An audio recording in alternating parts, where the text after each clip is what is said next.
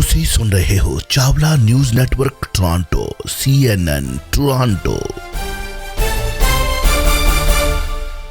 ਭੱਟੀ ਸਾਹਿਬ, ਵਾਹਿਗੁਰੂ ਜੀ ਕਾ ਖਾਲਸਾ, ਵਾਹਿਗੁਰੂ ਜੀ ਕੀ ਫਤਿਹ। ਵਾਹਿਗੁਰੂ ਜੀ ਕਾ ਖਾਲਸਾ, ਵਾਹਿਗੁਰੂ ਜੀ ਕੀ ਫਤਿਹ ਜੀ। ਜਿੱਥੋਂ ਛੱਡਿਆ ਸੀ ਰਾਤੀ ਉੱਥੋਂ ਸ਼ੁਰੂ ਕਰ ਲੈਂਦੇ ਆ। ਸਿੱਧੂ ਦੀਆਂ ਸਿੱਧੀਆਂ ਪੈਂਦੀਆਂ ਨਜ਼ਰ ਆ ਰਹੀਆਂ ਨੇ।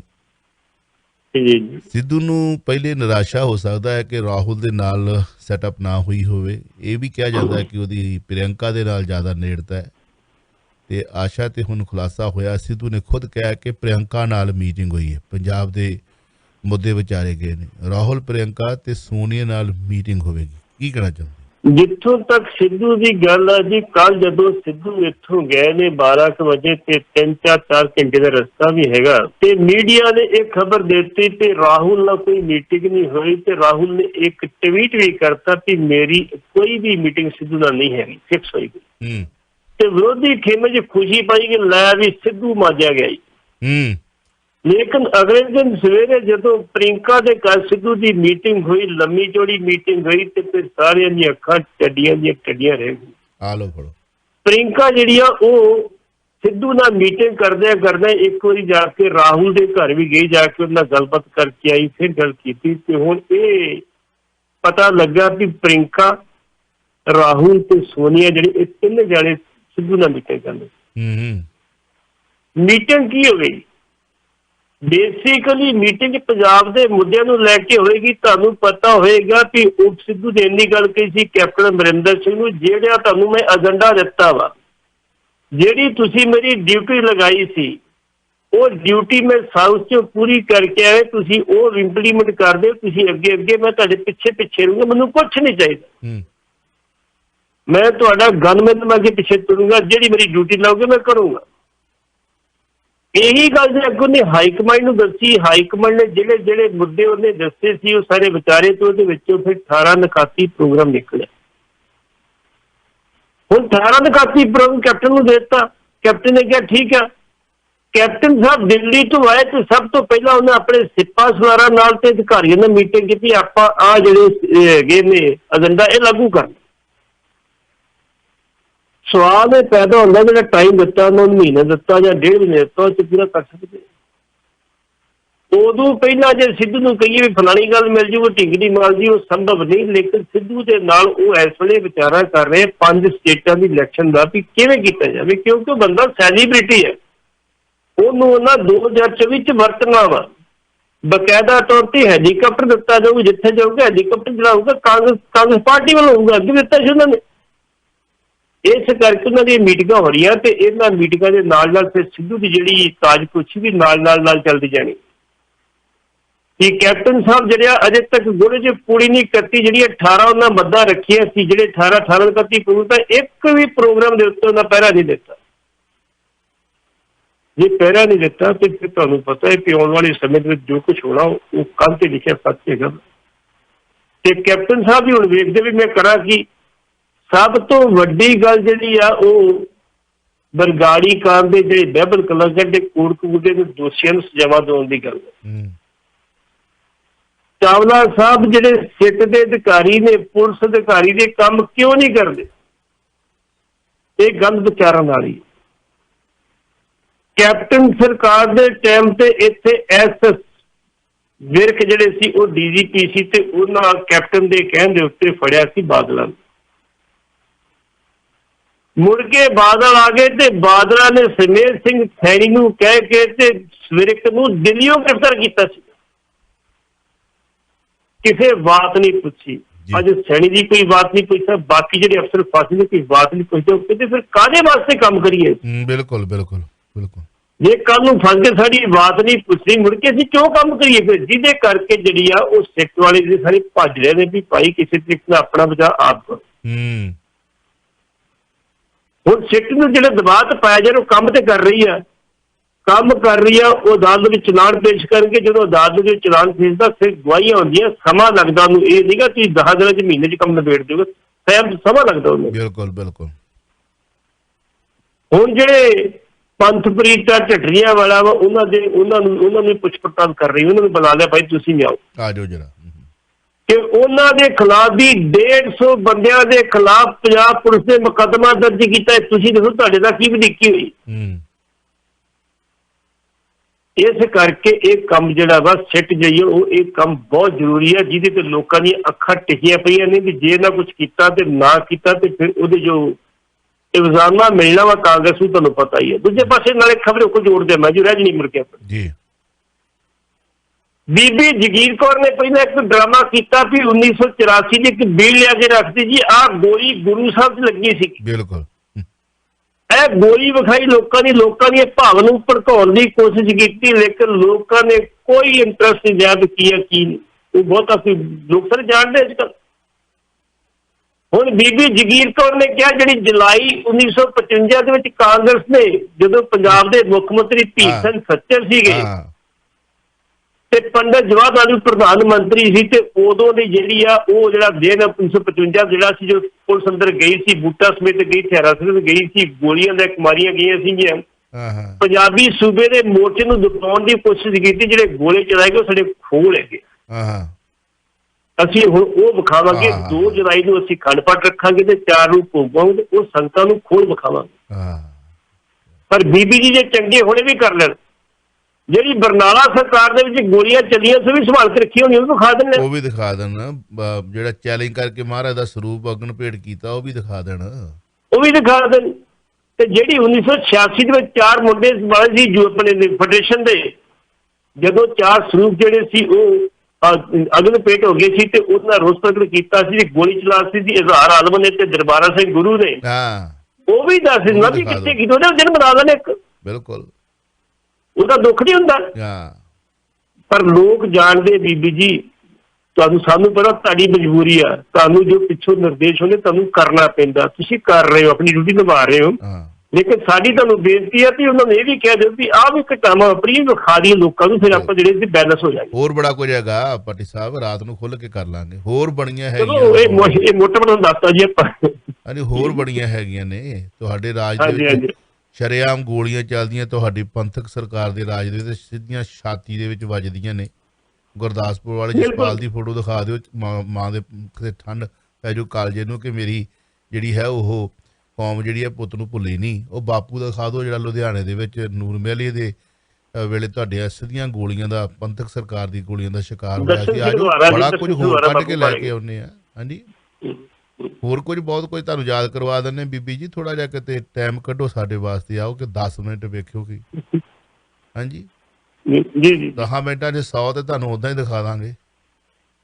ਹਾਂਜੀ ਜੇ ਦਿਖਾਉਣਾ ਹੀ ਆ, ਜੇ ਗੱਲ ਪੰਥ ਦੀ ਕਰਨੀ ਹੈ ਤੇ ਫਿਰ ਦਿਲੋਂ ਕਰਿਓ, ਫਿਰ ਅਸੀਂ ਤੁਹਾਡੇ ਨਾਲ ਤੁਰਾਂਗੇ, ਤੁਹਾਨੂੰ ਦੱਸਾਂਗੇ ਬੀਬੀ ਜੀ ਆਹ ਵੀ ਲਾਓ ਫੋਟੋ, ਆਹ ਵੀ ਦਿਖਾ ਦਿਓ, ਆਹ ਵੀ ਦਿਖਾ ਦਿਓ। ਖੈਰ ਬਿਜਲੀ ਮੁਆਫੀ ਨੂੰ ਲੈ ਕੇ ਅਕਾਲੀ ਤੇ ਆਮ ਆਦਮੀ ਪਾਰਟੀ ਆਮੋ ਸਾਹਮਣੇ। ਅਕਾਲੀ ਦਲ ਦੇ ਆਗੂ ਥੋੜ੍ਹੇ ਬਹੁਤੇ ਜਿਹੜੇ ਨੇ ਉਹ ਇੰਝ ਕਹਿ ਲਓ ਕਿ ਜਿਵੇਂ ਨਹੀਂ ਉਹ ਉਬਲੇ ਜਿਹੇ ਪਏ ਨੇ, ਪਰ ਲਾਲਾ ਜੀ ਆਪਣੀਆਂ ਗੱਲਾਂ ਨੂੰ ਫੇਰ ਕੱਟੀ ਜਾਂਦੇ ਨੇ। ਕੀ ਵਿਸ਼ਵਾਸ ਕਰੂਗਾ ਕੋਈ ਇਹਨਾਂ ਤੇ?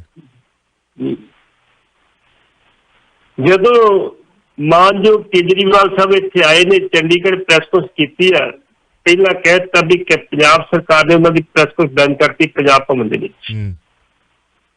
ਕੈਪਟਨ ਅਮਰਿੰਦਰ ਸਿੰਘ ਨੇ ਕਿਹਾ ਨਹੀਂ ਪ੍ਰੈਸ ਕਾਨਫਰੰਸ ਵੀ ਕਰੋ ਤੇ ਪ੍ਰਸ਼ਾਦਾ ਬਣਾਓ, ਅਸੀਂ ਚਲਾਵਾਂਗੇ ਕੋਈ ਗੱਲ। ਲੇਕਿਨ ਇਹਨਾਂ ਨੇ ਮੁੜ ਕੇ ਪ੍ਰਬੰਧ ਜਿਹੜਾ ਸੀ ਪ੍ਰੈਸ ਕਲੱਬ ਕੀਤਾ। ਚਲੋ ਉਹ ਪ੍ਰੈਸ ਕਾਨਫਰੰਸ ਹੋਈ। ਪ੍ਰੈਸ ਕਾਨਫਰੰਸ ਵਿੱਚ ਇੱਕੋ ਮੁੱਦਾ ਸੀਗਾ ਬਿਜਲੀ ਦਾ। ਉਹਨਾਂ ਕਿਹਾ ਵੀ 300 ਯੂਨਿਟ ਇਕੱਲੇ ਗਰੀਬਾਂ ਨੂੰ ਨਹੀਂ, ਸਮੁੱਚੇ ਪੰਜਾਬ ਦੇ ਪਰਿਵਾਰਾਂ ਨੂੰ ਪਰ ਮੀਟਰ ਜਿਹੜੀ ਆ 300 ਯੂਨਿਟ ਮਾਫ ਕੀਤੀ ਜਾਊਗੀ। ਹੁਣ ਇਹ 300 ਯੂਨਿਟ ਬਿੱਲ ਪ੍ਰਤੀ ਨੇ ਕਿ ਮਹੀਨੇ ਪ੍ਰਤੀ ਹੈ, ਇਹ ਸਪਸ਼ਟ ਨਹੀਂ ਕੀਤਾ ਉਹਨਾਂ ਨੇ। ਇਹ ਕਹਿਤਾ ਵੀ 300 ਤੋਂ ਜੇ 1 ਯੂਨਿਟ ਹੀ ਵੱਧ ਹੋ ਗਿਆ ਤੇ ਤੁਹਾਨੂੰ 301 ਯੂਨਿਟ ਦੀ ਪੇਮੈਂਟ ਕਰਨੀ ਪਵੇਗੀ। ਇੱਥੇ ਰੱਖ ਉਹਦੇ ਵਿੱਚ ਵੇਖੋ ਅਫਸੋਸ ਇਸ ਗੱਲ ਦਾ ਵੀ ਮਜੀਠੀਆ ਵੀ ਉਬਲਿਆ, ਬੀਬੀ ਹਰਸਿਮਰਤ ਕੌਰ ਉਬਲੀ, ਸੁਖਬੀਰ ਬਾਦਲ ਵੀ ਉਬਲਿਆ। 3 ਬੰਦੇ ਜਿਹੜੇ ਲੀਡਰ ਟੌਪ ਦੇ ਉੱਪਰ ਸਾਰੇ ਉਬਲੇ, ਇਹਨੇ ਡਰੇ ਫਿਰਦੇ। ਐਕਚੁਅਲੀ ਬੇਸਿਕਲੀ ਇਹਨਾਂ ਨੂੰ ਨਾ ਪਾਪ ਮਾਰਨ ਦੇ ਵੀ ਵੇਖੋ, ਜੇ ਕਿਤੇ ਅਸੀਂ ਫਿਰ ਜਿਸ ਤਰ੍ਹਾਂ ਦੇ ਰਹੇਗੇ ਸਾਡਾ ਬਣਨਾ ਕੱਖ ਨਹੀਂ ਹੈ, ਜਿਹਦੇ ਕਰਕੇ ਰੌਲਾ ਪਾ ਰਹੇ। ਉਹ ਕਹਿੰਦੇ ਵੀ ਉਤਰੀਆਂ ਯਾਰੀਆਂ ਵੀ ਟੁੱਟਣੀਆਂ ਸ਼ੁਰੂ ਹੋ ਜਾਂਦੀਆਂ ਹੌਲੀ ਹੌਲੀ। ਜੀ ਜੀ ਜੀ ਜੀ ਜੀ ਉਹ ਕਹਿੰਦੇ ਵੀ ਇਹਨੇ ਇਹ ਸਹੂਲਤ ਜਿਹੜੀ ਆ ਉਹ ਦਿੱਲੀ 'ਚ ਲਾਗੂ ਕੀਤੀ ਨਹੀਂ, ਇੱਥੇ ਕਿਵੇਂ ਕਰ ਦੂ। ਲੇਕਿਨ ਪਰਮਿੰਦਰ ਸਿੰਘ ਢੀਂਡਸਾ ਨੇ ਵੀ ਕਿਹਾ ਵੀ ਭਾਈ ਪੰਜਾਬ ਦੇ ਹਾਲਾਤਾਂ ਨੂੰ ਵੇਖ ਕੇ, ਪੰਜਾਬ ਦੇ ਇਨਕਮ ਸੋਰਸਸ ਨੂੰ ਵੇਖ ਕੇ ਤੇ ਫਿਰ ਐਲਾਨ ਕਰੇ। ਤੁਸੀਂ ਆਪਣੀ ਜੇਬ 'ਚ ਨਹੀਂ ਦੇਣੇ, ਤੁਸੀਂ ਇੱਥੋਂ ਜਿਹੜੀ ਪੰਜਾਬ ਦੇ ਖਜ਼ਾਨੇ 'ਚ ਤੁਸੀਂ ਦੇਣਾ ਲੋਕਾਂ। ਹੁਣ ਕੇਜਰੀਵਾਲ ਸਾਹਿਬ ਚਲੇ ਗਏ, ਇਹਨਾਂ ਨੇ ਕਹਿਤਾ ਜੀ ਪਰ ਬਿੱਲ ਜੇ ਇਹ ਕਹਿੰਦੇ ਤੇ ਮਹੀਨੇ ਦੇ 150 ਯੂਨਿਟ ਬਣਦੇ, ਕਿਉਂਕਿ ਜਿਹੜਾ ਮਹੀਨੇ 'ਚ ਬਿੱਲ ਪੰਜਾਬ 'ਚ ਆਉਂਦਾ ਵਾ 2 ਮਹੀਨੇ ਬਾਅਦ ਬਿਜਲੀ ਬਿੱਲ ਹੁੰਦਾ, ਉਹਦੇ ਵਿੱਚ ਹੋਰ ਟੈਕਸ ਲਾ ਕੇ ਕਿੰਨੇ ਪੈਸੇ ਬਣ ਜਾਂਦੇ, ਕਾਫੀ ਪੈਸੇ ਬਣ ਜਾਂਦੇ ਨੇ। ਹੁਣ ਇਹ ਕਹਿੰਦੇ ਆ ਵੀ ਅਸੀਂ ਨੇ 200 ਯੂਨਿਟ ਗਰੀਬਾਂ ਨੂੰ ਫਰੀ ਦਿੱਤਾ ਸੀ ਤੇ 150 ਯੂਨਿਟ ਦੀ ਗੱਲ ਕਰਦਾ, ਇਹਦਾ ਮਤਲਬ ਗਰੀਬਾਂ ਦਾ ਨੁਕਸਾਨ ਕਰ ਰਿਹਾ ਨਾ। ਉਹਦੇ ਉੱਤੇ ਸਪਸ਼ਟੀਕਰਨ ਜਿਹੜਾ ਭਗਵੰਤ ਮਾਨ ਦੇ ਰਿਹਾ ਵੀ ਨਹੀਂ 300 ਯੂਨਿਟ ਮਾਫ ਹੋਏਗਾ, ਤੇ ਜੇ ਉਸ ਮਸ਼ੀਨਾਂ ਲਾਤੀਆਂ ਵੱਡੀਆਂ ਵੱਡੀਆਂ ਸਰਕਾਰੀ ਸਕੂਲਾਂ ਦੀ ਹਾਲਤ ਸੁਧਾਰਤੀ ਹੈ। ਵੇਖੋ ਪਾਟੀ ਸਾਹਿਬ ਲਾਲਾ ਜੀ ਸੋਚ ਕੇ ਆਏ ਹੋਣਗੇ, ਚਲੋ ਟਵਿਸਟ ਕਰ ਗਈ ਜਵਾਨ ਉਹਨਾਂ ਦੀ, ਟਕਲਾ ਖਾ ਗਈ ਵੀ 300 ਟੋਟਲ ਤੁਸੀਂ ਜਿੰਨੀ ਜੇ ਬੱਤੀ ਬਾਲਦੇ ਹੋ ਤੇ 300 ਤੁਹਾਨੂੰ ਜਿਹੜਾ ਹੈ ਯੂਨਿਟ ਦੇ ਪੈਸੇ ਮਾਫ ਕੀਤੇ ਜਾਣਗੇ ਜਿੰਨਾ ਚਿਰ ਸਾਡੀ ਸਰਕਾਰ। ਸਿੱਧੇ ਲਫ਼ਜ਼ਾਂ ਤੇ ਜੀ ਤਾਂ ਆਹ ਗੱਲ ਬਣਦੀ ਹੈ। ਤੇ ਕੀ ਗੱਲ ਜਿਹੜਾ ਮੱਧ ਵਰਗ ਹੈ ਉਹਨੇ ਮਾਂ ਪਾਪ ਕੀਤਾ ਹੈ ਕਿ ਤੁਸੀਂ ਜੱਟ ਜ਼ਿਮੀਂਦਾਰਾਂ ਨੂੰ ਵੀ ਬਿਜਲੀ ਫਰੀ ਤੇ ਜਿਹੜਾ ਦਿਹਾੜੀਦਾਰ ਉਹਨੂੰ ਵੀ ਬਿਜਲੀ ਫਰੀ, ਤੇ ਜਿਹੜਾ ਮੱਧ ਵਰਗ ਦੇ ਵਿੱਚ ਦੁਕਾਨਦਾਰ ਆ ਜਾਂਦਾ ਉਹਨੇ ਕੀ ਮਾਂ ਪਾਪ ਕਰਤਾ। ਜੇ ਕੋਈ ਮਤਲਬ ਹੋਰ ਥੋੜਾ ਬਹੁਤਾ ਵੇਖਣ ਨੂੰ ਤਾਂ ਮੱਧ ਵਰਗ ਦੇ ਵਿੱਚ ਲੱਗਦਾ, ਪਰ ਪਤਾ ਨਹੀਂ ਕਿੰਨਾ ਕੁ ਉਹਦੇ ਸਿਰ ਤੇ ਕਰਜ਼ਾ ਹੈ, ਉਹਦੇ ਵਾਸਤੇ ਤੁਹਾਡੀ ਰੂਪ ਰੇਖਾ ਡਿਫਰੈਂਟ ਹੈ। ਫਿਰ ਉਹ ਜਾਊਗਾ ਕਿੱਧਰ? ਉਹਨੂੰ ਤੁਸੀਂ ਇਹਦਾ ਮਤਲਬ ਧੌਣ ਤੇ ਗੋਡਾ ਰੱਖਣਾ ਚਾਹੁੰਦੇ ਹੋ ਕਿ ਤੂੰ ਪਈ ਰਿਕਸ਼ਾ ਚਲਾ ਫੇਰ 300 ਯੂਨਿਟ। ਤੁਸੀਂ 300 ਯੂਨਿਟ ਨਾ ਦਿਓ, ਅਸੀਂ ਤਾਂ ਤੁਹਾਨੂੰ ਸ਼ੁਰੂ ਤੋਂ ਹੀ ਬੇਨਤੀ ਕਰਦੇ ਆ ਰਹੇ 97 ਤੋਂ ਕਿ ਇਹਨਾਂ ਨੂੰ ਮੰਗਤੇ ਨਾ ਬਣਾਓ, ਠੂਠੇ ਨਾ ਬਣਾਓ, ਇਹਨਾਂ ਨੂੰ ਕਾਬਲ ਬਣਾਓ, ਇਹਨਾਂ ਵਾਸਤੇ ਕਾਰੋਬਾਰ ਲਿਆਓ, ਫੈਕਟਰੀਆਂ ਲਿਆਓ, ਇਹਨਾਂ ਵਾਸਤੇ ਕੰਮ ਧੰਦਾ ਲਿਆਓ, ਇਹਨਾਂ ਨੂੰ ਆਪਣੇ ਪੈਰਾਂ ਤੇ ਖੜਾ ਕਰੋ, ਤੁਹਾਨੂੰ ਇਹ ਕਮਾਈਆਂ ਕਰਕੇ ਟੈਕਸ ਦੇਣ, ਨਾ ਕਿ ਮੰਗਤੇ ਬਣਨ। ਪਰ ਇਹ ਕਰਨਾ ਨਹੀਂ, ਰੱਖਣਾ ਇਹਨਾਂ ਨੇ ਉੱਥੇ ਆ, ਕਿਉਂਕਿ ਜੇ ਉਹ ਪੜ੍ਹ ਲਿਖ ਗਏ ਤੇ ਫਿਰ ਉਹ ਸੂਝਵਾਜ ਹੋ ਜਾਣਗੇ। ਤੇ ਆ ਜਿਹੜੇ ਚਲੋ ਅਸੀਂ ਇਹਨਾਂ ਦਾ ਵਿਰੋਧ ਤਾਂ ਨਹੀਂ ਕਰਦੇ, ਸਰਦਾਰ ਸੁਖਬੀਰ ਸਿੰਘ ਬਾਦਲ, ਚਲੋ ਰਾਜਨੀਤੀ ਆ, ਬੀਬਾ ਹਰਸਿਮਰਤ ਕੌਰ ਬਾਦਲ ਬੜਾ ਪਿਆਰਾ ਨਾਂ, ਚਾਹੇ ਕੋਈ ਵੀ ਆ। ਇਹ ਪਹਿਲਾਂ ਤਾਂ ਤੁਸੀਂ ਕਿਸਾਨੀ ਮੋਰਚੇ ਦੇ ਉੱਤੇ ਜਿਹੜਾ ਬਿੱਲ ਹੈ, ਜਿਹੜਾ ਆਰਡੀਨੈਂਸ ਸੀ, ਉਹਦੀ ਹੁੱਬ ਕੇ ਹਾਮੀ ਭਰਦੇ ਸੀ, ਸਪੀਚਾਂ ਕਰਦੇ ਸੀ। ਫੇਰ ਕੀ ਹੋ ਗਿਆ? ਯੂ ਟਰਨ ਮਾਰਨਾ ਪਿਆ, ਉਹਦੇ ਵਿੱਚ ਕੀੜੇ ਪੈਣ ਲੱਗ ਪਏ ਮੁੜ ਕੇ ਤੁਹਾਡੀ ਜ਼ੁਬਾਨ ਚੋਂ ਹੀ, ਇੰਨੀ ਇਹ ਮਾੜਾ ਹੈ। ਇਸੇ ਤਰ੍ਹਾਂ ਵੀ ਇਹਨਾਂ ਨੇ ਲੁੱਟ ਕੇ ਲੈ ਜਾਣਾ ਨੇ। ਹੁਣ ਲੁੱਟਣ ਵਾਲੇ ਕੌਣ ਨੇ? ਜੇ ਅਸੀਂ ਬੋਲਣ ਲੱਗ ਪਏ ਸਮਾਂ ਸਾਡੇ ਕੋਲ ਥੋੜਾ, ਤੇ ਲੁੱਟੇ ਜਾਣ ਵਾਲੇ ਕੌਣ ਨੇ? ਲੋਕ ਜਾਣਦੇ ਨੇ। ਸਿੱਧੂ ਨੇ ਇੱਕ ਟਵੀਟ ਕੀਤਾ ਹੈ, ਟਵੀਟ ਕਰਕੇ ਸੁਖਬੀਰ ਬਾਦਲ ਨੂੰ ਆਲੇ ਹੱਥੀ ਲਿਆ। ਸਿੱਧੂ ਦੀਆਂ ਸਿੱਧੀਆਂ ਪੈਂਦੀਆਂ ਜਾਂ ਨਹੀਂ ਪੈਂਦੀਆਂ, ਪਰੰਤੂ ਸਿੱਧੂ ਨੇ ਸਿੱਧਾ ਟਵੀਟ ਕਰਕੇ ਸਰਦਾਰ ਸੁਖਬੀਰ ਸਿੰਘ ਬਾਦਲ ਨੂੰ ਸਮਝਾਇਆ ਕਿ ਮਿਸਗਾਈਡਡ ਮਿਜ਼ਾਈਲ ਦਾ ਅਰਥ ਹੈ ਤੇਰਾ ਸੁੱਖ ਵਿਲਾਸ। ਜਿੰਨਾ ਚਿਰ ਤੱਕ ਗਰੀਬ ਬੱਚਿਆਂ ਲਈ ਸਕੂਲ ਤੇ ਹਸਪਤਾਲ ਨਾ ਬਣਾਇਆ ਜਾਂਦਾ ਉਹਨਾਂ ਚਿਰ ਚੁੱਪ ਨਹੀਂ ਬੈਠਾਂਗਾ। ਪਹਿਲਾਂ ਕਾਲ ਲੈ ਲਈਏ ਇੱਕ। ਵੈਲਕਮ ਜੀ, ਗੁੱਡ ਮਾਰਨਿੰਗ। ਚਾਵਲਾ ਸਾਹਿਬ ਸਤਿ ਸ਼੍ਰੀ ਅਕਾਲ। ਕੱਲ ਇੱਕ ਮੈਂ ਜੋਰਾਵਰ ਸਿੰਘ ਬਰਾੜ ਬੋਲ ਰਿਹਾ। ਪਹਿਲਾਂ ਕਾਲ ਲੈ ਲਈਏ ਇੱਕ। ਵੈਲਕਮ ਜੀ, ਗੁੱਡ ਮਾਰਨਿੰਗ। ਚਾਵਲਾ ਸਾਹਿਬ ਸਤਿ ਸ਼੍ਰੀ ਅਕਾਲ। ਕੱਲ ਇੱਕ ਮੈਂ ਜੋਰਾਵਰ ਸਿੰਘ ਬਰਾੜ ਬੋਲ ਰਿਹਾ ਜੀ। ਤੇ ਕੱਲ ਇੱਕ ਨਿਊਜ਼ ਆ ਰਹੀ ਸੀਗੀ ਸੋਸ਼ਲ ਮੀਡੀਆ ਤੇ ਵੀ ਜਿੰਨੇ ਵੀ ਨੈਸ਼ਨਲ ਹਾਈਵੇ ਤੇ ਹੋਟਲ ਹੈ ਜਾਂ ਰੈਸਟੋਰੈਂਟ ਹੈ, ਜਿਵੇਂ ਰਾਣਾ ਜੀ ਦਾ ਬੰਦ ਕੀਤਾ ਹੈ, ਵੀ ਜਿੱਦੇ ਕਿਸਾਨਾਂ ਦੇ ਬਿੱਲਾਂ ਤੇ ਸਾਈਨ ਹੋਇਆ ਉਦਾਂ ਹੀ ਇਹ ਵੀ ਹੋ ਗਿਆ ਸੀ ਵੀ ਜਿੰਨੇ ਵੀ ਨੈਸ਼ਨਲ ਹਾਈਵੇ ਤੇ ਜਿੰਨੇ ਵੀ ਛੋਟੇ ਮੋਟੇ ਕੋਈ ਇਹ ਹੋਟਲ ਹੈ, ਰੈਸਟੋਰੈਂਟ ਹੈ, ਇਹ ਸਾਰੇ ਦੇ ਸਾਰੇ ਬੰਦ ਹੋ ਜਾਣਗੇ। ਇਹ ਪੱਟੀ ਸਾਹਿਬ ਨੂੰ ਪੁੱਛੋ ਵੀ ਇਹ ਸਹੀ ਹੈ ਜਾਂ ਕਿਵੇਂ ਹੈਗਾ ਜੀ? ਜੋਰਾਵਰ ਜੀ, ਮੇਰਾ 2 ਵਜੇ ਤੋਂ ਲੈ ਕੇ 6 ਵਜੇ ਤੱਕ ਫੇਰ ਰਾਤ ਵਾਲਾ ਪ੍ਰੋਗਰਾਮ ਰਿਪੀਟ ਹੋਣਾ ਹੈ। ਅੱਛਾ ਜੀ, 10 ਮਿੰਟ ਲਾਏ ਨੇ ਪੱਟੀ ਸਾਹਿਬ ਨੇ ਉਸ ਸਵਾਲ ਦੇ ਉੱਤੇ ਰਾਤੀ। ਅੱਛਾ ਤੁਸੀਂ ਕਵਰ ਕਰ ਲਿਆ, ਬਹੁਤ ਮਿਹਰਬਾਨੀ ਜੀ। ਵੇਖੋ 4 ਘੰਟੇ ਚਾਵਲਾ ਨਿਊਜ਼ ਨੈਟਵਰਕ ਹੈ। ਪੱਟੀ ਸਾਹਿਬ, ਮਿੰਟੂ ਜੀ, ਕੀਦਾ ਜੀ, ਅਮਨ ਜੀ 3 ਖਬਰਾਂ, ਆਂਜੂ ਜੀ 2 ਖਬਰਾਂ, ਮੇਰੇ ਪਾਸ 15 ਮਿੰਟ ਦੀਆਂ ਖਬਰਾਂ, ਆਰਟੀਕਲ ਛੱਡਦੇ ਤਾਂ ਅਸੀਂ ਕੁਛ ਹੈ ਨਹੀਂ। ਸਤਪਾਲ ਜੌਲ ਜੀ, ਅਰਸ਼ ਚਾਵਲਾ ਲੱਗੇ ਹੋਏ ਆ। ਚਾਵਲਾ ਨਿਊਜ਼ ਨੈਟਵਰਕ ਵੀ ਤਾਂ ਨਾਂ ਚਾਵਲਾ ਨਿਊਜ਼ ਨੈਟਵਰਕ ਰੱਖ ਲਿਆ, ਇਹਦੀ ਲਾਜ ਰਹਿ ਜਾਵੇ। ਬਹੁਤ ਮਿਹਰਬਾਨੀ, ਤੁਸੀਂ ਯਾਨੀ ਕਿ ਕਵਰ ਕਰਤਾ ਕੱਲ, ਕਿਉਂਕਿ ਕੱਲ ਹੀ ਮੈਂ ਪੜ੍ਹੀ ਸੀ ਨਿਊਜ਼ ਇਹ, ਤੇ ਮੈਂ ਕਿਹਾ ਰੇਡੀਓ ਤੇ ਵੀ ਸੁਣ ਸਕਦੇ ਹੋ ਤੁਸੀਂ, ਉਹਨੂੰ ਐਪ ਡਾਊਨਲੋਡ ਕਰਕੇ ਰੱਖਿਆ। ਟੀਵੀ ਤੇ ਵੀ ਆ ਜਾਣਾ ਉਹਨੇ 2 ਵਜੇ ਤੋਂ ਲੈ ਕੇ 4 ਵਜੇ ਤੱਕ। ਹੁਣ ਸਾਡੇ ਕੋਲ ਸਮਾਂ ਥੋੜਾ ਤੇ ਕਵਰ ਕਰ ਚੁੱਕੇ ਆ ਰਾਤੀ, ਠੀਕ ਹੈ? ਅੱਛਾ ਜੀ, ਬਹੁਤ ਵੈਸੇ ਪੱਟੀ ਸਾਹਿਬ ਇੱਕ ਅੱਧੇ ਮਿੰਟ ਚ ਤੁਹਾਨੂੰ ਸਮਝਾ ਦਿੰਦੇ, ਫਿਰ ਅਸੀਂ ਮਿਸ ਗਾਈਡਡ ਵਾਲੀ ਮਿਜ਼ਾਈਲ ਦਾ ਗੱਲ ਕਰਾਂਗੇ। ਹਾਂਜੀ ਪੱਟੀ ਸਾਹਿਬ। ਨਹੀਂ ਬੇਸਿਕਲੀ ਜੀ ਜੋਰਾਵਰ ਜੀ ਬੇਸਿਕਲੀ ਸੁਪਰੀਮ ਕੋਰਟ ਦੇ ਆਰਡਰ ਨੇ। ਸੁਪਰੀਮ ਕੋਰਟ ਨੇ ਕਿਹਾ ਹਾਈ ਦੇ ਨਾਲ ਅਖਬਾਰਾਂ ਨੂੰ ਉਹ ਰਾਹ ਵੀ ਲੈ ਦਿੰਦੇ ਆ, ਰਾਹ ਲੈ ਲੈਂਦੇ ਬਿਲਕੁਲ। ਤੇ ਜਿਹੜੇ ਨਹੀਂ ਤਕੜੇ ਹੁੰਦੇ, ਜਿਹੜੇ ਪਿੰਡਾਂ ਦੇ ਜਿਹੜੇ ਗਰੀਬ ਬੰਦੇ, ਉਹਨਾਂ ਦੀ 20-20 ਕਿਲੋਮੀਟਰ ਕੋਈ ਰਾਹ ਨਹੀਂ ਮਿਲਦਾ ਉਹਨਾਂ ਨੂੰ। ਤੇ ਜਿੱਥੇ ਕਬਜ਼ਾ ਕਰਨਾ ਹੋਵੇ ਉੱਥੇ ਲੀਡਰ ਨਹੀਂ ਰਾਹ ਲੈਣ ਦਿੰਦੇ ਵੀ ਇੱਥੇ ਤੇ ਉਜਾੜ ਪੀਆ ਬਣ ਕਰਨਾ, ਫਿਰ ਬਾਅਦ ਚ ਲਵਾਂਗੇ ਰਾਹ ਇੱਥੇ। ਬੇਸਿਕਲੀ ਸੁਪਰੀਮ ਕੋਰਟ ਦੇ ਆਰਡਰ ਨੇ ਜੀ ਜੀ। ਹਾਂਜੀ, ਸਿੱਧੂ ਨੇ ਟਵੀਟ ਕੀਤਾ ਜਿਹੜਾ ਮਿਸ ਗਾਈਡਡ ਮਿਜ਼ਾਈਲ ਦਾ ਅਰਥ ਇੱਥੇ ਪਾਇਓ ਹਾਂ ਜਰਾ ਕਿ ਚਾਨਣਾ। ਵੇਖੋ ਜੀ, ਸਿੱਧੂ ਦੀ ਤੇ ਅਕਾਲੀਆਂ ਦੀ ਜਿਹੜੀ ਪਿਛਲੀ ਲਾਗਤਬਾਜ਼ੀ ਹੈ, ਇਹ ਉਦੋਂ ਦੀ ਲਾਗਤਬਾਜ਼ੀ ਹੈਗੀ ਹੈ ਜਦੋਂ ਅਕਾਲੀਆਂ ਨੇ ਭਾਜਪਾ ਨੂੰ ਚਿੱਟੇ ਲਫ਼ਜ਼ਾਂ ਨੇ ਕਹਿ ਦਿੱਤਾ ਸੀ ਕਿ ਸਿੱਧੂ ਦਾ ਪੰਜਾਬ ਵਿੱਚ ਵੜਨਾ ਬੰਦ ਕੀਤਾ ਜਾਏ। ਇਹ ਸਾਡੇ ਦੀ ਪ੍ਰੋਬਲਮ ਕ੍ਰੀਏਟ ਕਰਦਾ। ਸਿੱਧੂ ਦੀ ਵਾਈਫ ਜਿਹੜੀ ਉਹ ਪਾਰਲੀਮੈਂਟਰੀ ਸੈਕਟਰੀ ਹੋਣ ਦੇ ਬਾਵਜੂਦ ਜਿਹੜੀ ਸੀ ਝੋੜੀਆਂ ਕੱਢ ਕੇ ਚੱਲ ਜਾਂਦੀ ਸੀ, ਨਾਲ 10-15 ਬੰਦੇ ਦੇ ਕੇ ਜਿੱਥੇ ਕਿਤੇ ਹੁੰਦਾ ਸੀ ਆਪਣਾ ਬਾਦਲ ਸਾਹਿਬ ਦਾ ਸੰਗਤ ਦਰਸ਼ਨ, ਉਹ ਕਹਿੰਦੇ ਸੀ ਬੀਬੀ ਜੀ ਕੀ ਹਾਲ ਚਾਲ, ਉਹ ਕਹਿੰਦੇ ਵੀ ਬਾਦਲ ਸਾਹਿਬ ਬਹੁਤ ਬੁਰਾ ਹਾਲ ਆ, ਬੰਦਿਆਂ ਨੂੰ ਪੁੱਛੋ ਕੀ ਹਾਲ ਹੈ, ਮੇਰੇ ਹਾਲ ਦੀ ਗੱਲ ਛੱਡੋ ਤੁਸੀਂ। ਇਸ ਗੱਲ ਤੋਂ ਦੁਖੀ ਸਾਨੂੰ। ਉਹ ਫਿਰ ਜਦੋਂ ਸਿੱਧੂ ਨੂੰ ਕਿਹਾ ਗਿਆ ਕਿ ਇਹਨੂੰ ਪੰਜਾਬ 'ਚ ਨਹੀਂ ਵੜ ਦਿੰਦਾ, ਸਿੱਧੂ ਨੇ ਕਿਹਾ ਚੁੱਕੋ ਆਪਣੀ ਰਾਜ ਸਭਾ ਦੀ ਮੈਂਬਰੀ ਸਭ ਕੁਝ ਚੁੱਕੋ, ਮੈਂ ਛੱਡੀ ਝੜੀ ਭਾਜਪਾ ਚੱਲਿਆ। ਇਹ ਲਾਗਤਬਾਜ਼ੀ ਉਦੋਂ ਦੀ ਹੈ। ਹੁਣ ਸਿੱਧੂ ਨੂੰ ਸਵਾਲ ਪੁੱਛਿਆ ਵੀ ਤੁਹਾਡੇ ਬਾਰੇ ਜਿਹੜੀ ਨਵਜੋਤ ਸਿੰਘ ਸਿੱਧੂ ਦੀ ਕੀ ਹਾਲਤ ਆ, ਉਹ ਕਹਿੰਦਾ ਜੀ ਸਿੱਧੂ ਜਿਹੜਾ ਵਾ ਮਿਸ ਗਾਈਡਡ ਮਿਜ਼ਾਈਲ ਆ। ਘੱਟੋ ਘੱਟ ਨੂੰ ਮਿਜ਼ਾਈਲ ਤੇ ਮੰਨ ਲਿਆ ਨਾ ਜੀ, ਇਹ ਤੇ ਗੱਲ ਬੜੀ ਵੱਡੀ ਗੱਲ ਹੈ। ਸੁਖਬੀਰ ਬਾਦਲ ਨੂੰ ਮਿਜ਼ਾਈਲ ਮੰਨ ਲਿਆ ਕਿ ਮਿਜ਼ਾਈਲ ਹੈਗੀ ਆ, ਇਹੋ ਬੜੀ ਵੱਡੀ ਗੱਲ। ਸਿੱਧੂ ਨੂੰ ਮਿਜ਼ਾਈਲ ਮੰਨ ਲਿਆ ਉਹਨੇ। ਹਾਂਜੀ ਹਾਂਜੀ, ਲੇਕਿਨ ਉਹਨੇ ਟਵੀਟ ਕਰਕੇ ਜਵਾਬ ਦੇ ਦਿੱਤਾ ਵਾ, ਕਹਿੰਦਾ ਤੁਹਾਡੇ ਪ੍ਰੇਸਟ ਕਾਰੋਬਾਰ ਨੂੰ ਨਸ਼ਟ ਕਰਨ ਦੇ ਨਾਲ ਨਾਲ ਜਦੋਂ ਤੱਕ ਪੰਜਾਬ ਦੇ ਖੰਡਰਾਂ ਦੇ ਬਣੇ ਤੁਹਾਡੇ ਸੁੱਖ ਵਿਲਾਸ ਨੂੰ ਖਤਮ ਕਰਕੇ ਪੰਜਾਬ ਦੇ ਗਰੀਬ ਲੋਕਾਂ ਦੀ ਸੇਵਾ ਲਈ ਪਬਲਿਕ ਸਕੂਲ ਤੇ ਪਬਲਿਕ ਹਸਪਤਾਲ ਨਹੀਂ ਬਣਾਇਆ ਜਾਂਦਾ, ਮੈਂ ਉਹਨਾਂ ਤੇ ਚੁੱਪ ਕਰਕੇ ਨਹੀਂ ਬੈਠਾਂਗਾ। ਤੁਹਾਨੂੰ ਮੈਂ ਦੱਸੂਗਾ ਕਿ ਜਿਹੜੀ ਸਿੱਧੂ ਆ ਉਹ ਮਿਸਗਾਈਡਡ ਮਿਜ਼ਾਈਲ ਆ ਕਿ ਅਸਲੀ ਮਿਜ਼ਾਈਲ ਆ। ਜੀ, ਦੋ ਸਵਾਲ ਨੇ, 2 ਮਿੰਟ ਲਵਾਂਗੇ, ਓਵਰ ਟਾਈਮ ਭਾਵੇਂ ਹੋ ਜਾਵੇ। ਸੁਪਰੀਮ ਕੋਰਟ ਨੇ ਤਹਿਲਕਾ ਵੈਬਸਾਈਟ ਵਾਲੇ ਤਰਨ ਤੇਜਪਾਲ ਨੂੰ ਰਾਹਤ ਦਿੱਤੀ ਹੈ। ਕੇਸ ਪੱਕੇ ਤੌਰ ਤੇ ਬੰਦ ਹੋ ਗਿਆ। ਵੈਸੇ ਜੋ ਉਹਨੂੰ ਖਮਿਆਜ਼ਾ ਭੁਗਤਣਾ ਪਿਆ ਹੈ ਉਹਦਾ ਮੁਆਵਜ਼ਾ ਕੀ ਮਿਲੇਗਾ ਕੀ ਨਹੀਂ ਮਿਲੇਗਾ ਸਮੇਂ ਦੀ ਬੁੱਕਲ 'ਚ, ਪਰੰਤੂ ਕੀ ਕਹਿਣਾ ਚਾਹੋਗੇ? 2013 ਦਾ ਕੇਸ ਹੈ ਜੀ, ਤੇ ਤਰਨ ਤੇਜਪਾਲ ਨੂੰ ਆਖਿਰਕਾਰ ਜੇਲ੍ਹ ਜਾਣਾ ਪਿਆ ਤੇ 2014 ਤੋਂ ਦੀ ਜ਼ਮਾਨਤ ਹੋਈ।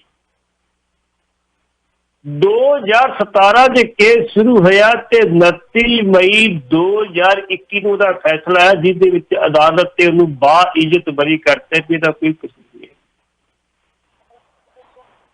ਜਿਹੜੀ ਗੋਆ ਸਰਕਾਰ ਸੀ ਉਹ ਬੰਬੇ ਹਾਈ ਕੋਰਟ ਕੇਸ ਲੈ ਗਈ। ਬੰਬੇ ਹਾਈ ਕੋਰਟ ਨੇ ਕਿਹਾ ਠੀਕ ਹੈ ਵਿਚਾਰਾਂਗੇ, ਲੇਕਿਨ ਸਰਕਾਰ ਚਾਹੁੰਦੀ ਸੀ ਇਮੀਡੀਏਟਲੀ ਕਾਰਵਾਈ। ਇਹ ਸੁਪਰੀਮ ਕੋਰਟ ਚਲੀ ਗਈ, ਉਹ ਕਹਿੰਦੀ ਕਿ ਇਹ ਕੇਸ ਨੂੰ ਦੁਬਾਰਾ ਸ਼ੁਰੂ ਕੀਤਾ ਜਾਵੇ।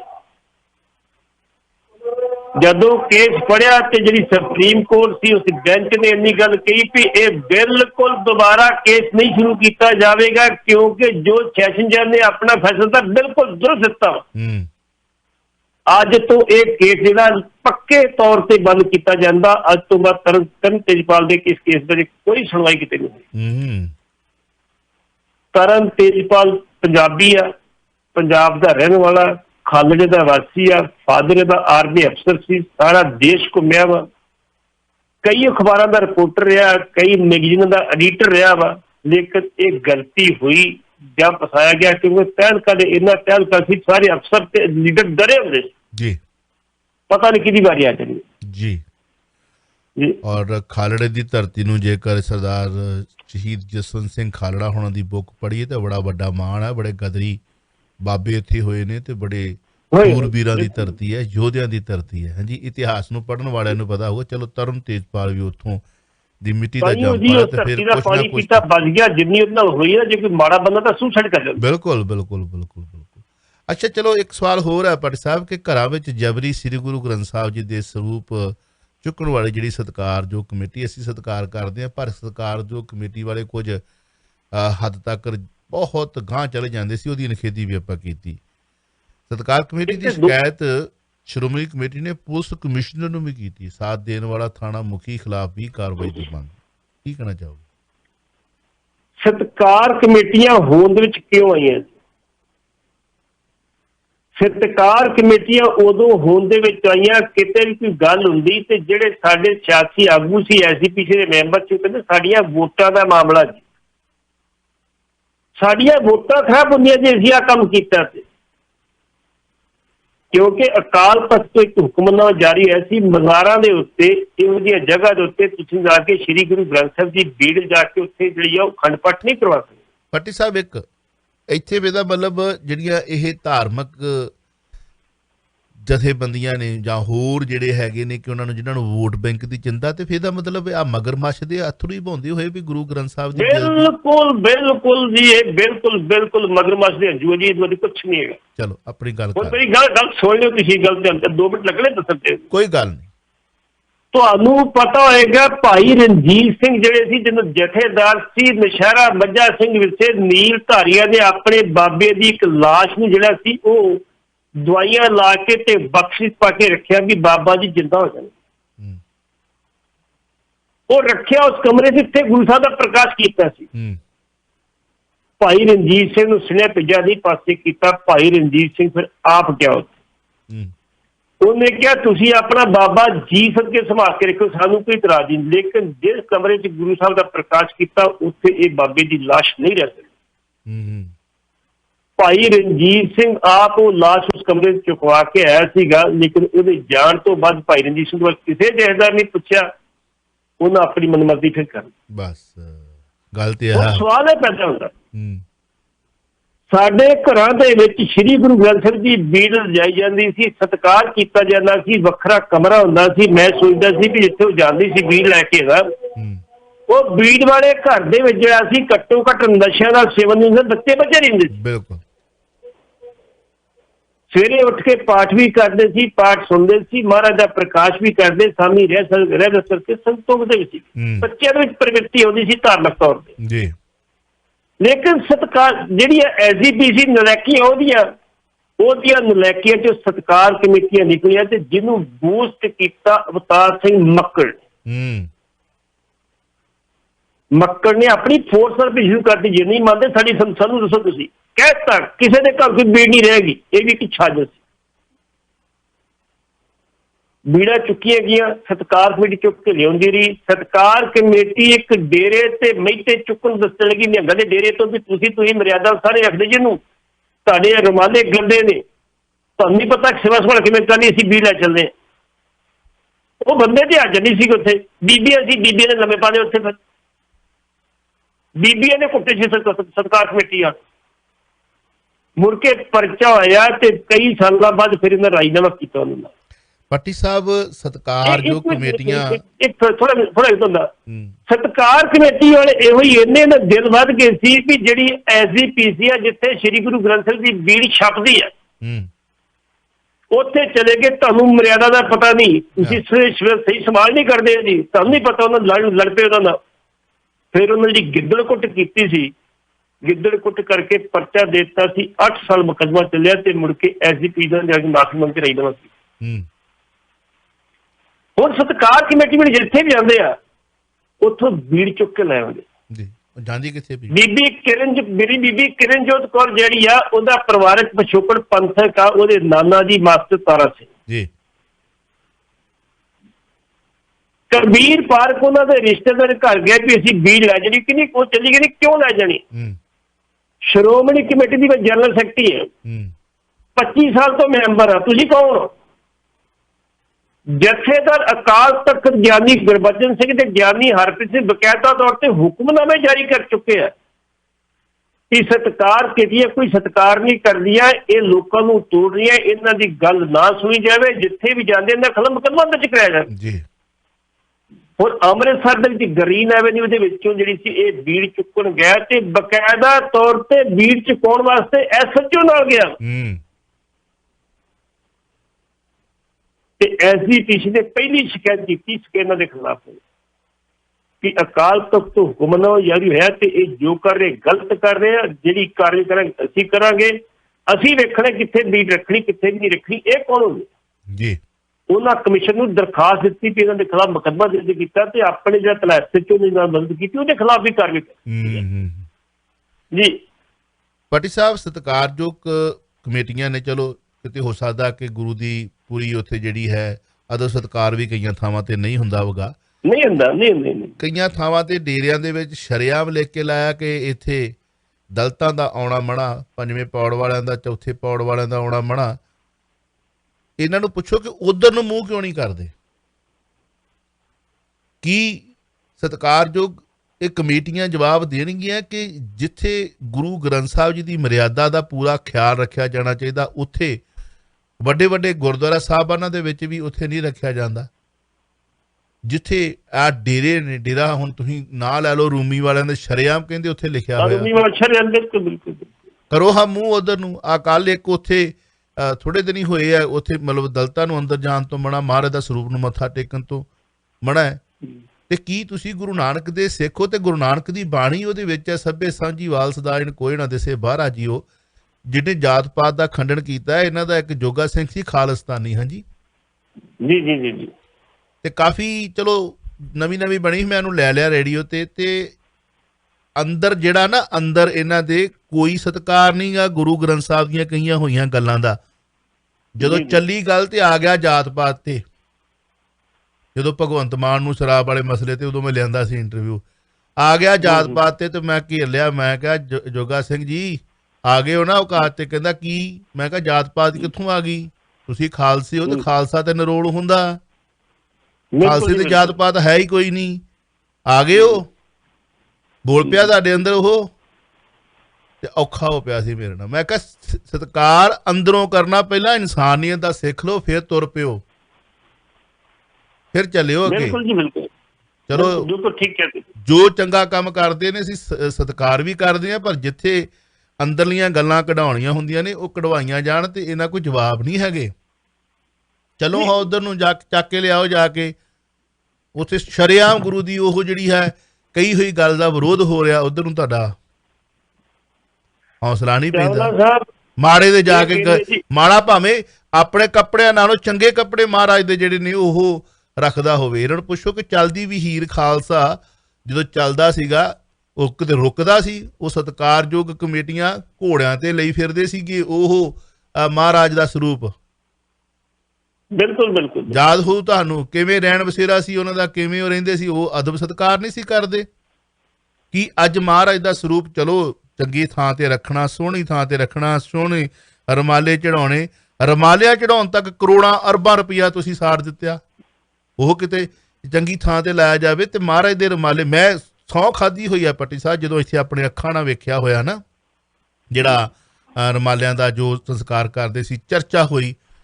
ਮੇਰੇ ਇੱਥੇ ਜਿੰਨੇ ਵੀ ਸਮਾਗਮ ਹੁੰਦੇ ਆ ਉੱਥੇ ਕਹਿਣ ਦੇ ਉੱਤੇ ਟਾਕ ਸ਼ੋ ਚੱਲਿਆ ਸੀਗਾ, ਤੇ ਅਲਮਾਰੀਆਂ ਦੇ ਵਿੱਚ ਮਹਾਰਾਜ ਦੇ ਜਿਹੜੇ ਰੁਮਾਲਾ ਸਾਹਿਬ ਨੇ ਕਈਆਂ ਥਾਵਾਂ ਤੇ ਪਏ ਹੋਏ ਹਨਾ, ਤੇ ਗੋਲਕ 'ਚ ਪੈਸੇ ਪਾ ਦਿੱਤੇ, ਉੱਥੋਂ ਰੁਮਾਲਾ ਸਾਹਿਬ ਚੱਕੀਦਾ ਆ ਤੇ ਮਹਾਰਾਜ ਦੇ ਅੱਗੇ ਅਰਪਣ ਕਰ ਦਿੱਤਾ। ਚਲੋ ਇੱਕ ਰਵਾਇਤ ਚੱਲੀ ਹੋਈ ਆ ਸਾਡੀ ਪਰੰਪਰਾ ਕਿ ਮਹਾਰਾਜ ਦਾ ਰੁਮਾਲਾ ਸਾਹਿਬ ਰੱਖਣਾ ਹੈਗਾ, ਕਿਉਂਕਿ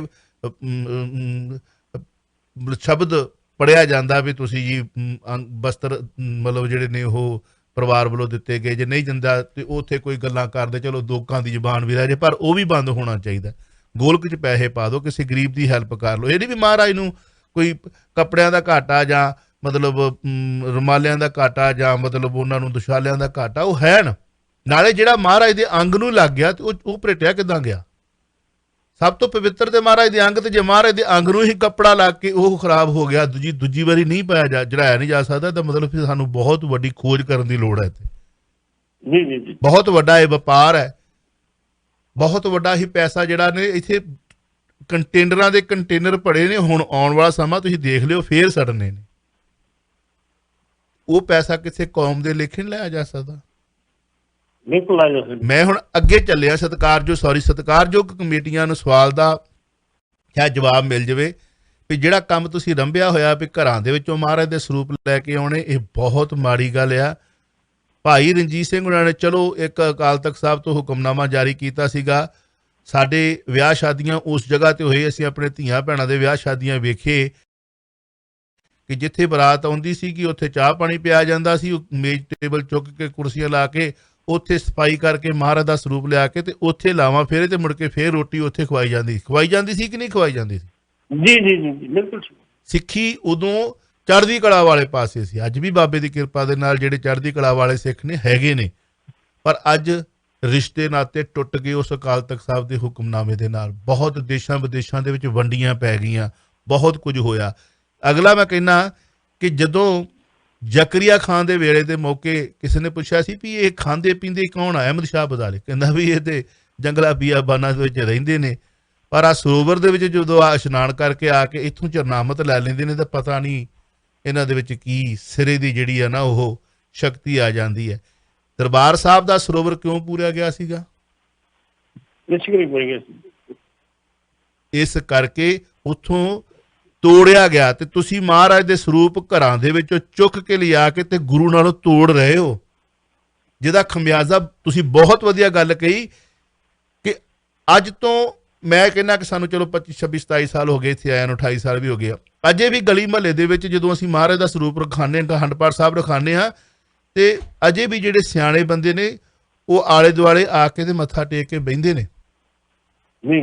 ਇੱਕ ਸਮਾਂ ਸੀਗਾ ਜਦੋਂ ਅਖੰਡ ਪਾਠ ਰੱਖਿਆ ਹੁੰਦਾ ਸੀ, ਸ਼ਾਮ ਨੂੰ ਬੀਬੀਆਂ ਜਿਨ੍ਹਾਂ ਦੇ ਘਰ ਦੁੱਧ ਲੈ ਕੇ ਆਉਂਦੇ ਹੁੰਦੇ ਸੀ, ਜਿਨ੍ਹਾਂ ਦੇ ਘਰ ਕੋਈ ਆਟਾ, ਤੇ ਉਹ ਆਟਾ ਮਹਾਰਾਜ ਦੇ ਅੱਗੇ ਚੜਾਇਆ ਜਾਂਦਾ ਸੀ, ਉਹ ਪਾਠੀ ਸਿੰਘ ਗੁਰਦੁਆਰਾ ਸਾਹਿਬ ਲੈ ਕੇ ਜਾਂਦੇ ਸੀ।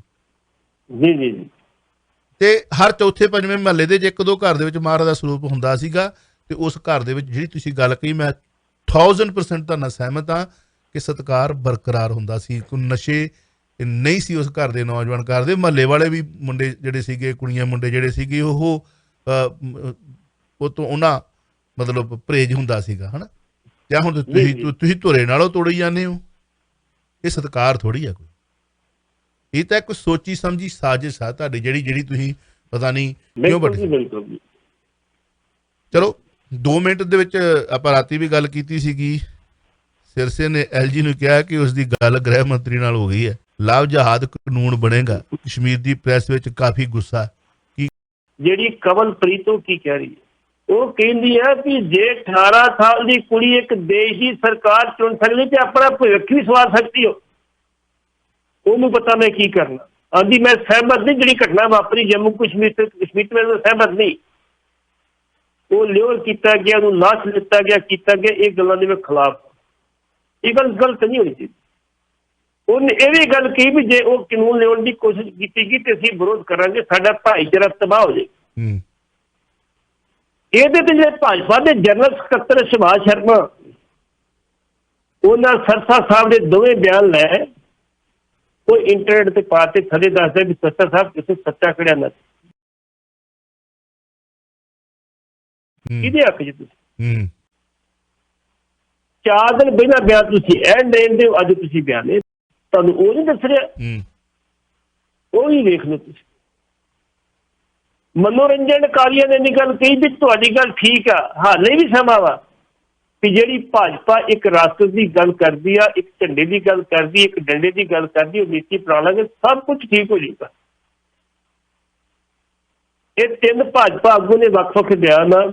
ਹੁਣ ਸਰਸਾ ਸਾਹਿਬ ਨੂੰ ਚਾਹੀਦਾ ਤਾਂ ਜਵਾਬ ਜ਼ਰੂਰ ਦੇਣ। ਜਿਹੜੀ ਗੱਲ ਉਹਨੇ ਕਹੀ ਵੀ ਤੁਸੀਂ ਪਹਿਲੇ ਬਿਆਨ ਦੀ ਗੱਲ ਕਰਦੇ ਤੇ ਦੂਸਰੇ ਬਿਆਨ ਦੀ ਗੱਲ ਕਰਦੇ, ਭੁੱਲ ਜਾਓ। ਉੱਥੇ ਪੱਤਰਕਾਰ ਸੀਗਾ, ਜਦੋਂ ਇਹਨਾਂ LG ਨੂੰ ਜਾ ਕੇ ਕਿਹਾ ਜੀ ਮੇਰੀ ਗ੍ਰਹਿ ਮੰਤਰੀ ਨਾਲ ਗੱਲ ਹੋ ਗਈ ਆ, ਉੱਥੇ ਜਿਹੜਾ ਯੂਪੀ ਵਾਲਾ ਕਾਨੂੰਨ ਲਾਗੂ ਕੀਤਾ ਜਾਏ, ਉਹ ਕਹਿੰਦਾ ਠੀਕ ਹੈ। ਉਹ ਫਿਰ ਘੁਸਰਮੋ ਸੇ ਪ੍ਰੈਸ ਸ਼ੁਰੂ ਹੋ ਗਈ ਵੀ ਇੱਥੇ ਆਪਣਾ ਪੋਲੀਟੀਕਲ ਏਜੰਡਾ ਲੈ ਕੇ ਆਇਆ ਹੈ ਕਿ ਸਿੱਖਾਂ ਦੀ ਕੋਈ ਮਦਦ ਕਰਨ ਵਾਸਤੇ ਆਇਆ। ਇਹ ਵੇਖਣਾ ਪਊ ਬਿਲਕੁਲ। ਤਾਈਓ ਉਹ ਲੋਕ ਮੁੜ ਕੇ ਸਰਨੇ ਦੀ ਪ੍ਰੈਸ ਗਏ ਦੇ ਕੋਲ ਨਹੀਂ ਰਹੇ, ਉਹ ਸਰਨੇ ਦੀ ਪ੍ਰੈਸ ਤੇ ਸਾਰੇ ਚਲ ਗਏ। ਉੱਥੇ ਸਰਨੇ ਨੇ ਕਿਹਾ ਜੀ ਜੋ ਘਟਨਾ ਵਾਪਰੀ ਆ ਮੰਦਭਾਗੀ ਆ, ਦੋਵਾਂ ਸਮੁਦਾਇ ਵਾਸਤੇ ਮੰਦਭਾਗੀ, ਆਪਾਂ ਕੋਸ਼ਿਸ਼ ਕਰੀਏ ਕਿ ਦੁਬਾਰਾ ਅਸੀਂ ਘਟਨਾ। ਪ੍ਰੈਸ ਨੇ ਸਵਾਲ ਕੀਤਾ ਉੱਥੇ ਬਕਾਇਦਾ ਤੌਰ ਤੇ ਵੀ ਤੁਹਾਡਾ ਜੀ ਭੱਟੀ ਸਾਹਿਬ ਇਹ ਸਾਡੀਆਂ ਗੱਲਾਂ ਪਹੁੰਚਦੀਆਂ ਵੀ ਉੱਥੇ ਬਿਲਕੁਲ ਪਹੁੰਚ ਗਏ, ਤੜਫਦੇ ਬਹੁਤ ਜ਼ਿਆਦਾ। ਚਲੋ ਕਾਲਰ ਨੇ ਮੇਰੇ ਨਾਲ, ਉਸ ਤੋਂ ਬਾਅਦ ਫਿਰ ਆਪਾਂ ਗੱਲ ਲੈ ਲੈਂਦੇ ਹਾਂ, ਦੇਖਦੇ ਹਾਂ ਕੀ ਕਹਿਣਾ ਚਾਹੁੰਦੇ। ਅਸੀਂ ਇੱਕ ਗੱਲ ਕੀਤੀ ਇੱਕ ਦਿਨ ਜੀ ਗੱਲ ਕੀਤੀ 328 ਸਰੂਪਾਂ ਦੀ, ਮਿੱਠੂ ਸਿੰਘ ਕਾਨੇ ਕਿਤੇ ਮੂੰਹ ਚ ਪਾ ਕੇ। ਔਰ ਜਦੋਂ ਉਹ ਗੱਲ ਬੀਬੀ ਜਗੀਰ ਕੌਰ ਗਈ, ਉਹਨੇ ਚੀਫ ਸੈਕਟਰੀ ਨੂੰ ਕਹਿਤਾ ਵੀ ਇਮੀਡੀਏਟਲੀ ਦੀ ਮੀਟਿੰਗ ਕਾਲ ਕੀਤੀ ਜਾਵੇ ਸਬ ਕਮੇਟੀ ਦੀ। ਕਿਉਂ ਨਹੀਂ ਮੀਟਿੰਗ ਕਾਲ ਕੀਤੀ? ਮੈਨੂੰ ਉਹਦੇ ਕੋਆਰਡੀਨੇਟਰ ਦਾ ਫੋਨ ਕਰਿਆ, ਪੱਟੀ ਸਾਹਿਬ ਹਜੇ ਕੰਮ ਕਰਿਆ ਕਰੋ, ਬੜੀ ਛੇਤੀ ਐਕਸ਼ਨ ਹੋਇਆ ਜੀ। ਮੈਂ ਤਾਂ ਤੁਹਾਡੀ ਮਿਹਰਬਾਨੀ ਜੀ, ਘੱਟੋ ਘੱਟ ਅਸੀਂ ਕਿਸੇ ਕੁਝ ਕੀਤਾ ਜੀ, ਸਭ ਤਸੱਲੀ ਹੋ ਗਈ। ਭਾਈ ਮਾਂਝੀ 13 ਸਰੂਪ 33 ਸਰੂਪ ਖਰੇ ਹੋਰ ਲਈ ਫਿਰਦੇ ਨੇ ਮਹਾਰਾਜ ਦੇ ਸਰੂਪ। ਗੱਲ ਕੱਲ ਹੋਈ ਇੱਕ 33 ਕਿ 13 ਭਾਜੀ ਮੈਨੂੰ ਇਹਨੇ ਕਿਹਾ ਹੈ। ਹਾਂ ਮਤਲਬ ਚਲੋ ਉਹਦੀ ਗੱਲ ਕਰਦੇ ਆ। ਉਹਨਾਂ ਦੇ ਅਸੀਂ ਜਾ ਕੇ ਕਿਉਂਕਿ ਡੇਰਿਆਂ ਦੇ ਉੱਤੇ ਜਾ ਕੇ ਅਸੀਂ ਉਹਨਾਂ ਦੀਆਂ ਵੋਟਾਂ ਲੈਣੀਆਂ, ਇਹਨਾਂ ਨੂੰ ਆਪਣੇ ਪੋਲੀਟੀਸ਼ੀਅਨਾਂ ਨੂੰ ਸਾਡੇ ਨੂੰ ਦਿਸਦੇ ਨਹੀਂ ਹੈਗੇ। ਇਹਦੇ ਬਾਰੇ ਤੁਹਾਡਾ ਕੀ ਵਿਚਾਰ ਹੈ? ਵੀਰ ਜੀ ਤੁਸੀਂ ਇੱਥੋਂ ਤੱਕ ਤਾਂ ਬੜੀ ਦੂਰ ਚਲ ਕੇ ਮੈਂ ਬੜਾ ਨੇੜੇ ਲੈ ਜਾਣਾ। ਸ਼੍ਰੋਮਣੀ ਕਮੇਟੀ ਦਾ ਮੁਲਾਜ਼ਮ, ਉਹਦੀ ਪਤਨੀ ਸੀ ਕਿ ਸੱਸ ਸੀ, ਬਿਮਾਰ ਸੀ ਜੀ। ਉਹਦੀ ਕਿਸੇ ਪਾਦਰੀ ਨਾਲ ਗੱਲ ਹੋਈ, ਕਹਿੰਦਾ ਮੈਂ ਤੁਹਾਡੇ ਘਰ ਆਊਂਗਾ, ਮੈਂ ਅਰਦਾਸ ਕਰੂੰਗਾ, ਸਭ ਕੁਝ ਠੀਕ ਹੋ ਜਾਊਗਾ। ਉਹ ਕੈਂਸਰ ਤੋਂ ਪੀੜ ਸੀ। ਤੁਸੀਂ ਦਵਾਈਆਂ ਬੰਦ ਕਰ ਦਿਓ, ਸਭ ਕੁਝ ਬੰਦ ਕਰ ਦਿਓ। ਜੇ ਤੁਹਾਡੇ ਘਰ ਕੋਈ ਸਮਾਨ ਪਿਆ ਹੋ ਨਾ ਕਿਸੇ ਧਰਮ ਹੋਰ ਦੇ ਗ੍ਰੰਥ ਤੇ, ਚੁੱਕ ਕੇ ਬਾਹਰ ਸੁੱਟ ਦਿਓ ਉਹਨਾਂ ਨੂੰ। ਉਸ ਮਹਾਂਪੁਰਸ਼ ਨੇ ਕੀ ਕੀਤਾ, ਇੱਕ ਬੋਰੀ ਦੇ ਵਿੱਚ ਗੁਟਕੇ ਪਾਏ, ਸੈਂਤੀਆਂ ਜਿਹੜੀ ਘਰ ਪਈਆਂ ਗੁਟਕੇ ਤੇ ਉਹ ਬੰਨ ਕੇ ਬੋਰੀ 'ਚ ਫੜਾ ਦਿੱਤੀ ਉਹਨੂੰ, ਆਪਣੇ ਨੂੰ ਕੁੜੀ ਵਾਲੀ ਗੱਡੀ ਕੋਟ ਖਾਲਸਾ। ਉਹ ਜਦੋਂ ਸੁੱਟਣ ਲੱਗੇ ਜਾ ਕੇ ਤਾਂ ਖੋਲ ਕੇ ਵੇਖੋ ਕਿ ਇਹਦੇ ਚ ਤਾਂ ਧਾਰਮਿਕ ਪੋਥੀਆਂ ਹੈਗੀਆਂ। ਉਹਨਾਂ ਫਟਾਫਟ ਅਗਲੇ ਪਾਸੇ ਰੱਖੀ, ਉਹ ਪਿੱਛੇ ਚੁੱਕ ਕੇ ਉਹ ਸਿੱਧਾ ਥਾਣੇ ਆ ਗਏ ਕਿ ਇਸ ਘਰ 'ਚ ਸਾਨੂੰ ਆਹ ਮਿਲਿਆ। ਹੁਣ ਤੁਸੀਂ ਇਹ ਦੱਸੋ ਵੀ ਜੇ ਉਹ ਆਪਣੇ ਸ਼੍ਰੋਮਣੀ ਕਮੇਟੀ ਦੇ ਮੁਲਾਜ਼ਮ ਨੂੰ ਜਿਹੜੀ ਉਹ ਸਿੱਖ ਧਰਮ ਦੀ ਜੋੜ ਸੇ ਕਿਸੇ ਉਹ ਰੋਟੀਆਂ ਖਾਣ ਪੂਰੇ ਤਾਲੋ ਗੱਲ ਰੋਟੀਆਂ ਤੋਂ ਖਾਣ ਵਾਸਤੇ ਉਹ ਨੌਕਰੀ ਕਰ ਰਿਹਾ ਵਾ, ਤੇ ਬਾਕੀ ਕੀ ਰਹਿ ਗਿਆ? ਬਿਲਕੁਲ ਜਿਹੜੀ ਗੱਲ ਤੁਸੀਂ ਕੀਤੀ ਹੈ ਰਾਧਾ ਸਵਾਮੀ, ਤੇ ਇਹ ਤੁਹਾਡੀ ਗੱਲ ਠੀਕ ਆ। ਇਹ ਇੱਥੇ ਸਿਆਸਤ ਕਰਦੇ, ਇਹ ਉਹਨਾਂ ਨੂੰ ਜਾ ਕੇ ਫੰਡ ਵੀ ਦਿੰਦੇ ਆ, ਮੱਥੇ ਵੀ ਟੇਕਦੇ ਆ ਝੁਕ ਕੇ ਕਿ ਬਾਬਾ ਜੀ ਵੋਟਾਂ ਪਵਾ ਦੇ, ਬਾਕੀ ਤੁਸੀਂ ਜੋ ਮਰਜ਼ੀ ਕਰ ਲਓ। ਆਹ ਕੀ ਹੁੰਦਾ? ਸੁਰਦਾ ਸਾਹਿਬ ਦੀ ਕਹਾਣੀ ਕੀ ਆ? ਇਹੋ ਹੀ ਆ, ਜੋ ਕੁਛ ਹੋਇਆ ਸਿਰਫ ਵੋਟਾਂ ਦੀ ਖਾਤਰ ਹੋਇਆ, ਬਾਕੀ ਕੋਈ ਗੱਲ ਇਹਨਾਂ ਨੂੰ ਵੋਟਾਂ ਚਾਹੀਦੀਆਂ ਇਹਨਾਂ ਨੂੰ। ਕੋਈ ਹੁਣ ਪੰਜਾਬੀ 'ਚ ਮੈਂ ਕਹਿ ਦਿਆਂ, ਮੈਂ ਕਾਲਜ ਪੜ੍ਹਦਾ ਸੀ ਉਦੋਂ, ਇੱਕ ਵਾਰੀ ਇੱਕ ਚੌਧਰੀ ਥਾਣੇਦਾਰ ਸੀਗਾ, ਅਸੀਂ ਸਟਰਾਈਕ ਕਰਤੀ, ਸਾਨੂੰ ਥਾਣੇ ਫੜ ਕੇ ਲੈ ਆਏ। ਉੱਥੇ ਇੱਕ ਕਹਿੰਦਾ ਜੀ ਕੀ ਗੱਲ ਕੀ ਹੋਈ ਹੈ ਦੱਸੋ? ਉਹ ਕਹਿਣ ਲੱਗਾ ਜੀ ਸਾਡੇ ਨਾਲ ਇੱਦਾਂ ਜ਼ਿਆਦਤੀ ਕੀਤੀ ਨੇ ਐਸਐਚਓ ਨੇ। ਐਸਐਚਓ ਕਹਿੰਦਾ ਜੀ ਮੈਂ ਗੁਰੂ ਗ੍ਰੰਥ ਸਾਹਿਬ ਚੁੱਕਣਾ ਵਾ, ਮੈਂ ਕੋਈ ਜ਼ਿਆਦਤੀ ਨਹੀਂ ਕੀਤੀ। ਉਹ ਕਹਿੰਦਾ ਤੇਰੇ ਵਰਗਾ ਬੰਦਾ ਤੇ ਬਾਲੇ ਕੱਢ ਦੂ ਗੁਰੂ ਗ੍ਰੰਥ ਸਾਹਿਬ, ਤੂੰ ਉਹਨੂੰ ਚੁੱਕਦਾ? ਇਹ ਸ਼ਬਦ ਸੀ ਕਾਮਰੇਡ ਕਰਮ ਸਿੰਘ ਯਾਦ ਹੈ, ਮੈਂ ਕਾਲਜ ਪੜ੍ਹਦਾ ਸੀ। ਉਹਨੂੰ ਮੈਂ ਕਿਹਾ ਜੀ ਇੱਦਾਂ ਦੀ ਕੀ ਹੁੰਦਾ? ਕਹਿੰਦਾ ਕੋਈ ਨਹੀਂ ਯਾਰ, ਮਤਲਬ ਮੇਰਾ ਮਤਲਬ ਤੇ ਇਹ ਉਸ ਕੈਟਾਗਰੀ ਦੇ ਬੰਦੇ ਨੇ, ਇਹਨਾਂ ਨੂੰ ਗੁਰੂ ਗ੍ਰੰਥ ਸਾਹਿਬ ਕੁਛ ਨਹੀਂ ਲੈਣਾ, ਇਹਨਾਂ ਨੂੰ ਗੋਲਕ ਚਾਹੀਦੀ ਤੇ ਵੋਟਾਂ ਚਾਹੀਦੀਆਂ, ਬਾਕੀ ਕੁਛ ਨਹੀਂ ਚਾਹੀਦਾ। ਬਿਲਕੁਲ ਦੀ ਭਾਰੂ ਨੀਤੀ ਤੇ ਹੋਈ ਜਦ ਬਦ ਨੀਤੀ, ਨੋਟ ਕਰਿਓ, ਭਾਰੂ ਨੀਤੀ ਤੇ ਹੋਈ ਜਦ ਬਦ ਨੀਤੀ, ਤੇ ਇਸ ਦੇ ਕੋਲੋਂ ਨਾ ਬਾਂਹ ਛੁਡਾਈ ਜਾਂਦੀ। ਦੋਸਤੋ 30 ਮਾਰ ਖਾਨ ਸਾਹਿਬ ਦੀਆਂ ਇਹਨਾਂ ਸਤਰਾਂ ਦੇ ਨਾਲ ਹੀ ਸਾਨੂੰ ਦੋਨਾਂ ਨੂੰ ਦਿਓ ਆ ਗਿਆ। ਭੁੱਲਾਂ ਚੁੱਕਾਂ ਦੀ ਮਾਫੀ। ਸ਼ਾਮ ਨੂੰ 8 ਵਜੇ ਤੋਂ ਲੈ ਕੇ 12 ਵਜੇ ਤੱਕ ਫੇਰ ਹਾਜ਼ਰ ਹੋਵਾਂਗੇ। ਰਾਤ ਵਾਲਾ ਸ਼ੋਅ ਜਿਹੜਾ ਹੈ ਉਹ ਪੱਟੀ ਸਾਹਿਬ ਨੇ ਪੂਰੀ ਡਿਟੇਲ 'ਚ ਦੱਸੀ ਹੈ।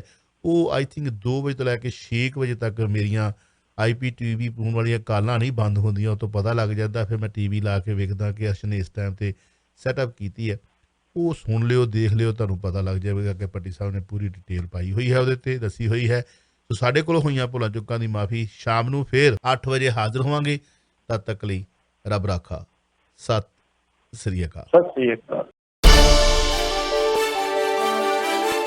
ਤੁਸੀਂ ਸੁਣ ਰਹੇ ਹੋ Chawla news network Toronto CNN Toronto.